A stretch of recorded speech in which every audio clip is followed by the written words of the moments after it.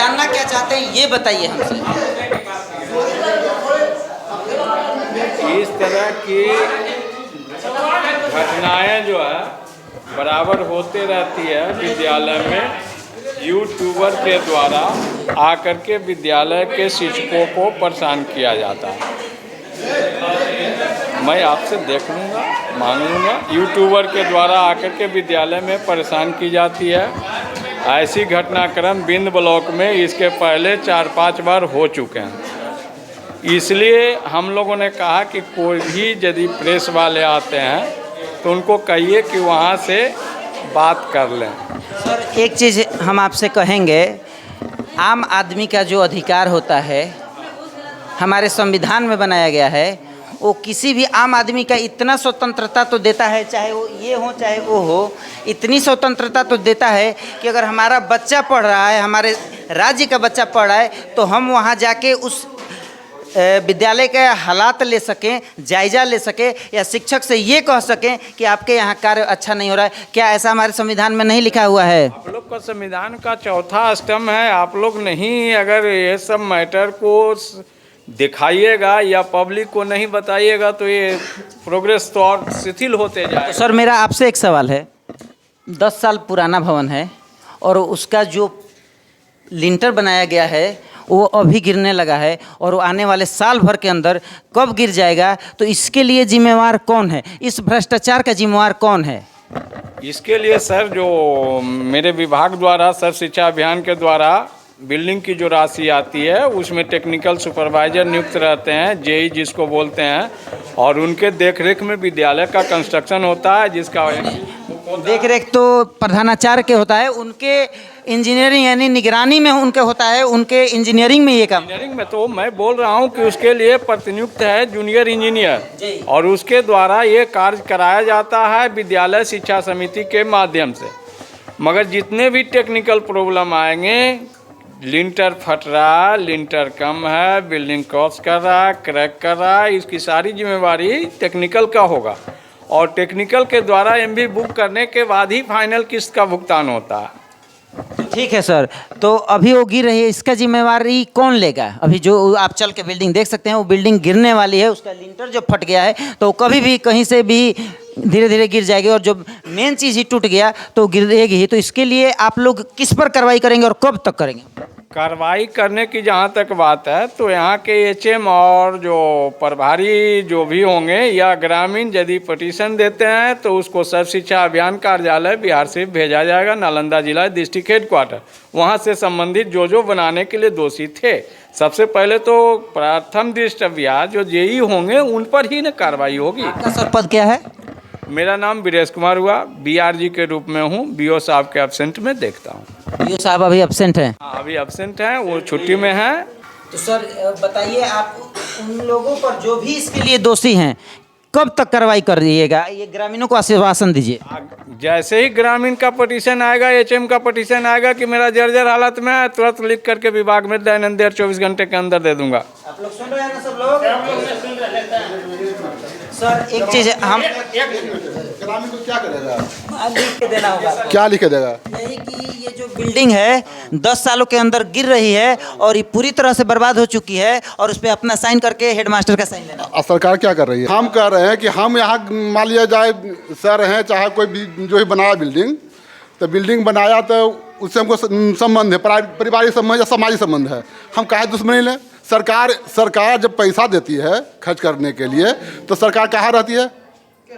काम सरकार का, ये काम सरकार का है कि चेक करे सही ढंग से बन रहा कि नहीं बन रहा। एक मिनट आओ, अगर मान लिया जाए हम दे भी दिए हैं तो दब भी जाते, आप भी जानते हैं।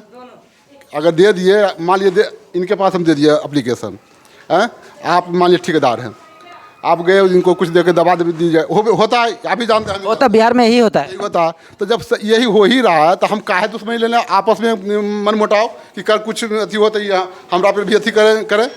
ऐसा हम नहीं करेंगे, कोई एप्लीकेशन नहीं देगा।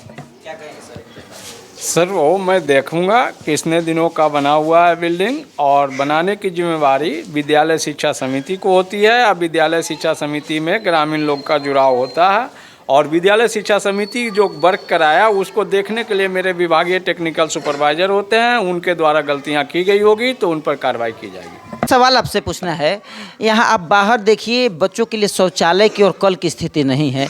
इस सब चीज़ों को तो विभाग तुरंत सुधार सकता था। बच्चे बोलते हैं कि 1 किलोमीटर पानी पीने जाते हैं, शौचालय के लिए बाहर जाते हैं, तो ऐसा क्यों? आखिर ये सब चीज़ तो बुनियादी चीज़ें, ये सब चीज़ें तो तुरंत सुधार दी जाती है। बुनियादी चीज़ जहाँ तक है, गवर्नमेंट का वर्षवार फंड रिलीज होता है। वर्तमान समय में जो शौचालय या चापाकल या नल जल की सुविधा जो है दूसरे डिपार्टमेंट में चला गया। स्वच्छता अभियान के तहत शौचालय चला गया लोक स्वास्थ्य अभियंत्रण विभाग में।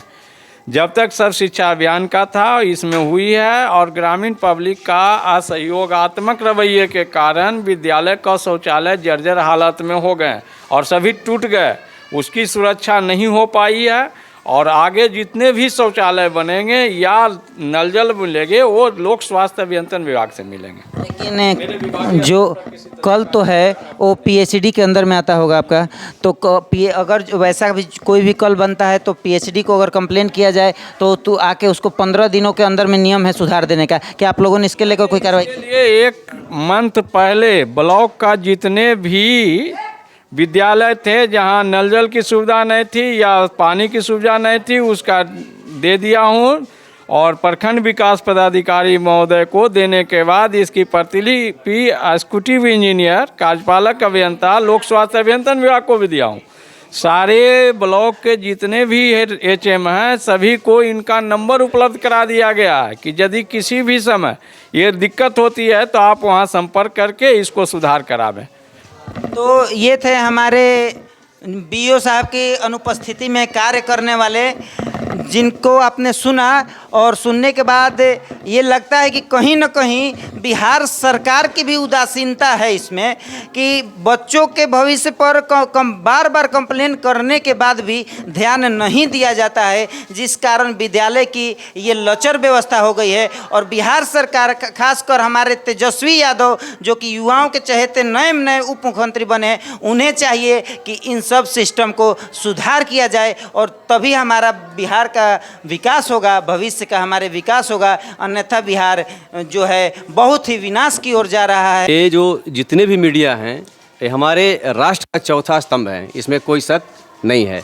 अगला बार से आपसे विनती होगी कि आप जब भी इस विभाग में किसी भी विद्यालय का आप न्यूज़ पब्लिश करें या निरीक्षण करें, जिस तरह से करें, तो एक बार हमारे कार्यालय में अवगत करवा दें, ताकि आपको वहाँ से एक अथॉरिटी भी आपको मिल जाए और स्पेशल समय निकाल करके आप सुना जाए।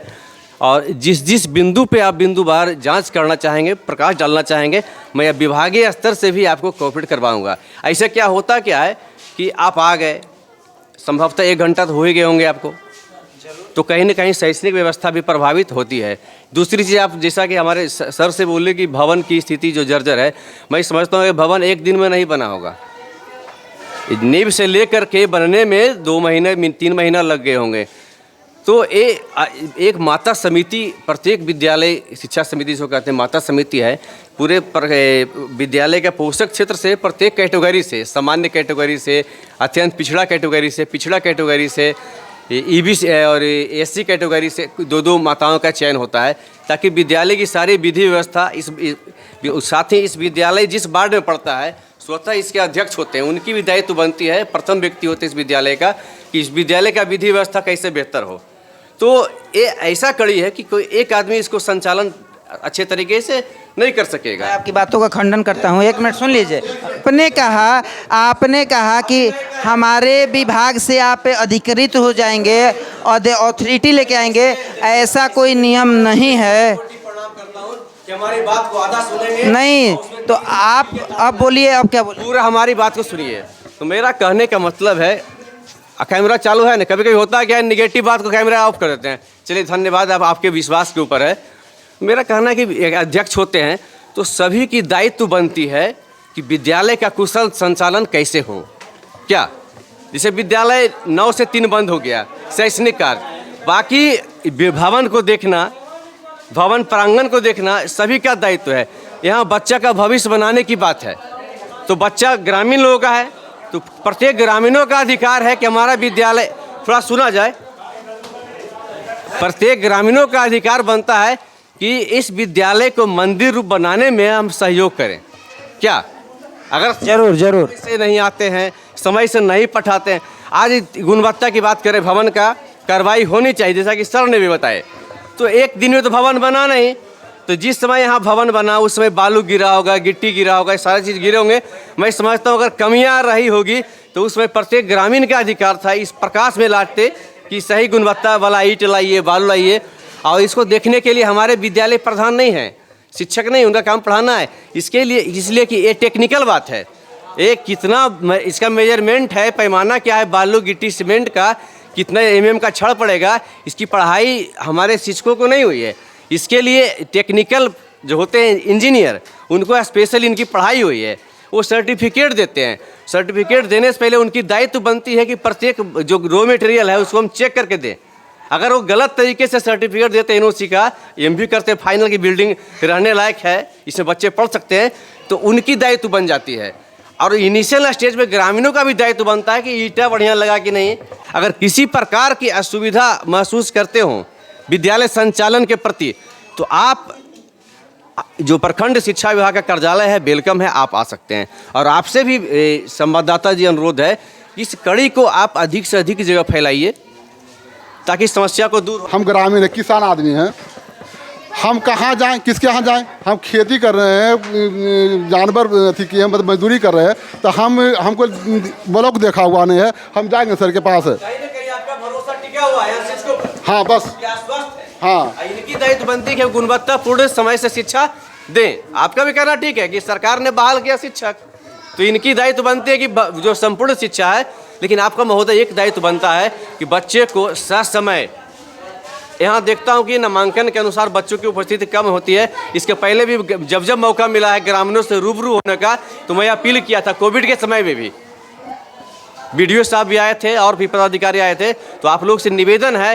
कि अपने बच्चों को भी ससमय भेजिए। सर बोल रहे थे कि बच्चा की किताब नहीं खरीदता है, ठीक, हम कहते हैं कि हमारे बच्चा का प्राइवेट में जाता तो हम किताब दे सकते हैं, यहाँ कहाँ देते हैं?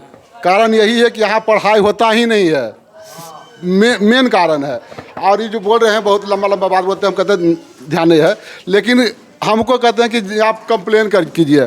हमको सर का हम कंप्लेन का, अगर हम अपन काम छोड़ करके हम काम कर जाएंगे तो हमको मान लिया जाए 500 रुपया का मजदूरी कमाएंगे, तो हम 500 मजदूरी छोड़ करके आ जाए आप कंप्लेन कर ले, क्या कर जाएँ? बच्चा के भविष्य का बात है। 500 रुपया जब हम आपको छोड़ेंगे, 500 रुपया हम प्राइवेट स्कूल में दे देंगे, कोई टेंशन नहीं रहेगा। इस सरकार आपको बहाल किया है आपको स्कूल देखने के लिए, ऊपर किस लिए? ऑफिस में बैठ करके खाली तमाशा देखने के लिए। सरकार सर, एक मिनट सर इस हाँ, हम कहते हैं सरकार जैसे हमारे स्कूल है, स्कूल में टीचर हैं, टीचर है, उसके बाद हेड टीचर हैं, इनके ऊपर भी हेड टीचर हैं, बीओ हैं, डीओ हैं, आप शिक्षा मंत्री सब हैं, तो वो सब क्या कर रहे हैं? डीओ क्या कर रहे हैं? कई बार बीओ यहाँ आए हैं इंस्पेक्शन के लिए, इतना फाइल दबा के चले गए। फाइल नहीं, हम नहीं कहेंगे फाइल दबाएं कि फाइल उघारे, उनका हम किसी में अति नहीं लगाते हैं, लेकिन हम ये कहते हैं कि आप कई बार आए हैं, कई बच्चा चेक किए, कहाँ अथी आप तो मतलब एक्स्ट्रा आए, अपना अथी से आ गए, लेकिन मेन काम तो सर तो हमारे चलते आ गए हैं। आप लोग चलते आए हैं, मेन काम तो इनको आना था चेक करने के लिए। आखिर ये मतलब डेली ब्लॉक में क्या करते हैं? हम वही कहना है, ब्लॉक में आते होंगे, क्या करते हैं 8 घंटा डेली? कई स्कूल के चेक करते, बैठते होंगे, बैठ के क्या करते हैं? खाली पैसा सिलते हैं। कहीं ना कहीं सरकार के जो भी ये मशीनरी है जो सरकार की बीओ डीओ जो भी हैं, उनका दायित्व बनता है कि शिक्षकों की जांच समय समय पर करें, स्कूल की जांच समय समय पर करें, जिससे यहाँ के बच्चे भी सुव्यवस्थित ढंग से आएँ और यहाँ के गार्जियन भी कभी समय समय पर बैठक लें। अगर इस प्रकार का व्यवस्था किया जाए तो कहीं ना कहीं जो सरकारी विद्यालय है वो भी स्वर्ग बन जाएगा, क्योंकि प्राइवेट विद्यालय में जो नियम है वो सरकारी विद्यालय में क्यों नहीं लागू होता है? अगर प्राइवेट विद्यालय में एक शिक्षक को कोताही करते हैं, एक गलत क्वेश्चन बताते हैं तो उनके ऊपर एक्शन हो जाता है। लेकिन अगर सरकारी विद्यालय में पढ़ाई नहीं होता है तो उसके ऊपर के पदाधिकारी क्यों नहीं कार्रवाई करते हैं, ये भी एक प्रश्न का विषय है। तो इस चीज़ को राज्य सरकार और राज्य मशीनरी के साथ साथ जनता को भी सुधारना होगा कि अगर इस तरह के बच्चे करते हैं या शिक्षक करते हैं तो उसकी खबर फ़ोन के माध्यम से भी यहाँ के बीईओ हो, डीईओ हो या बीआरपी के जो भी लोग यहाँ हो उन्हें फ़ोन के माध्यम से भी दें। और अगर लगता है कि फ़ोन के माध्यम से नहीं दे रहे हो तो हमारी आवाज़ को जो भी लोग सुनेंगे और सुन रहे हैं वो लोग उनकी बात को रिकॉर्डिंग करके रखें कि हमने इनसे इस दिन ये बात कहा था लेकिन इन्होंने इस पर एक्शन नहीं लिया था, और इसके बाद हमारा जो स्कूल होगा वो स्वर्ग बन जाएगा। और मेरी आप सब लोगों से यही अनुरोध है। सरकार शराबबंदी की है। 2 मिनट आपके लिए। हाँ 2 मिनट। सरकार शराबबंदी की है, हर एक पोल में नंबर दिया हुआ है कि नंबर पर फ़ोन करो दारू बाज पकड़ेंगे। स्कूल में कहीं कोई नंबर का है नहीं कि अगर किसी तरह का दिक्कत होता है तो नंबर पर कॉल करे। अच्छा सर बोल रहे हैं कि 63 बिंद ब्लॉक में 63 स्कूल है, 70 100 स्कूल है, 70 स्कूल है। अगर आप डेली 2 स्कूल को भी खाली कुछ नहीं करना, सिर्फ जाइएगा कि स्कूल देखने के लिए, उतनी में शिक्षा सुधर जाएगा। हम यही इसी गांव के हैं। हम देख रहे थे कुछ टीचर नए आए हैं, तो शुरू में जब आए तो हम जाते थे देखते थे कि बहुत बढ़िया पढ़ाई होता था, बहुत देखते बढ़िया पढ़ाई मतलब पढ़ा रही है मैडम थी। हम सुनते थे, वो उधर से निकलते हैं ना तो सुनते थे, तो हमको लगा कि इतना बढ़िया पढ़ाई तो साला अथी में प्राइवेट स्कूल में नहीं होगा। और एक बात आप कहते हैं, एक बच्चा है जो कि बाढ़ में मेघा आश्रम स्कूल में जाता है पढ़ाने के लिए, उसको 6,000 रुपया का महीना पर रखा, 6,000 मात्र 6,000। 5 मिनट अगर लेट जाता है तो 200 रुपया कटता है। अगर प्रार्थना हो रहा है, प्रार्थना पहले नहीं पहुंचा तो 200 रुपया कटता है, समझे। उसको कभी मतलब कि 6,000 रुपया नहीं मिला। ये स्कूल में कखने आता है, कौन आता है, क्या आता है, इसका कोई लेखा जोखा। सरकार कहा नहीं इसका व्यवस्था करे कि टाइम पर नहीं आवे तो उसका भी पति कटे। यहाँ भी सौरभ बायोमेट्रिक अथी है, जब हाजिरी बना बायोमेट्रिक लगावे कि भी आए हैं, हर जगह CCTV कैमरा लगा दिए। इसको भी कहाँ CCTV कैमरा लगा दिए कि पढ़ाई हो रहा है कि नहीं हो रहा, और लाइव देखे जिसको मैं जो देखे। सरकार क्या कहेंगे सर? सरकार इस दिशा में प्रयासरत है। सभी कार्यालयों में चरणबद्ध तरीके से बायोमेट्रिक लगाने का प्रयास किया जा रहा है। सर क्या नहीं लगता है आपको भी कि शिक्षा विभाग में भी कुछ न कुछ लापरवाही है? इनका कहना है एक चीज़ कि यहाँ पर किसी का नंबर नहीं होता है। क्या नंबर होना चाहिए बीओ साहब का, चाहे आप बीआरपी हैं जो भी हैं, तो अफसर का होना चाहिए कि नहीं? जितने भी लोग विद्यालय शिक्षा समिति में हैं बजाते ट्रेनिंग दिया गया उनको। विद्यालय शिक्षा समिति जो ग्रामीण स्तर पर काम कर रहे हैं ट्रेनिंग दिया गया है, उनका नंबर उनको उपलब्ध है कि हमको क्या क्या दायित्व और अधिकार और क्या करना है विद्यालय के प्रति, और उनको उस समय सारे का नंबर दे दिया गया। फिर भी यदि आवश्यकता है इस प्रकार आज आप लोग से उजागर हुई है तो मेरा भरसक प्रयास होगा कि सभी विद्यालय में प्रखंड शिक्षा पदाधिकारी का मोबाइल नंबर अंकित करवा दिया जाए। ये तो मान लिया जाए हम एक बात बोले कि टाइम पर आवेंगे, टाइम पर जाएंगे, सब टाइम पर ब्लॉक में आते होंगे, टाइम से जाते होंगे, हाजिरी बनता होगा, तनख्वाह लेते हैं। हम नहीं जानते हैं, लेकिन यहाँ भी ठीक है हम फ़ोन करेंगे, मान लिया शिकायत। उनका कहना है ये काम उनका नहीं है, ये काम सरकार का है, और सरकार का है तो ये काम सिस्टमेटिक ढंग से लाइन बाई लाइन लग रहा है। तो आने वाले 6 महीना या साल भर में इस स्कूल सभी स्कूल में लग जाएंगे। ये काम हालांकि शिक्षा विभाग का ऊपर का है, ये इसमें बीओ साहब कुछ नहीं कर सकते हैं हमारा जहाँ तक ज्ञान है। तो इस मामले को लेकर बीओ साहब बहुत सब कुछ कर सकते हैं। बीओ साहब हम नहीं कहते हैं बीओ साहब अगर यहाँ पढ़ा दें, हमारा ये कहना है कि यहाँ सर आके बैठा रहेंगे, गप रहेंगे, तो इसका कौन क्या थी करेगा? इसके लिए आप उनको कंप्लेन कर सकते हैं, और उस शिक्षक पर जो इस तरह का कार्य कर रहे हैं उनके ऊपर शो कॉज नोटिस दिया जाएगा उनके द्वारा। इसका आश्वासन सर देते हैं ना?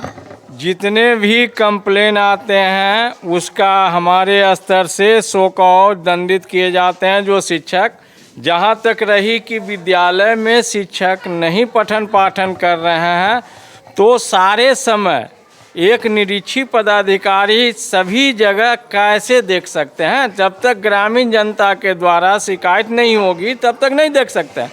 जहाँ तक दूसरी बात रही कि इस विद्यालय का खास करके न जाने कितने बार विद्यालय के ताला तोड़ा गया, कितने बार क्या हुआ, 3-4 गो तो केस थाना में भी दर्ज होगा। इस विद्यालय का ताला तोड़ने के लिए कौन जिम्मेदार? हम तो कहते हैं कि विद्यालय का ताला शहर तोड़ते हैं।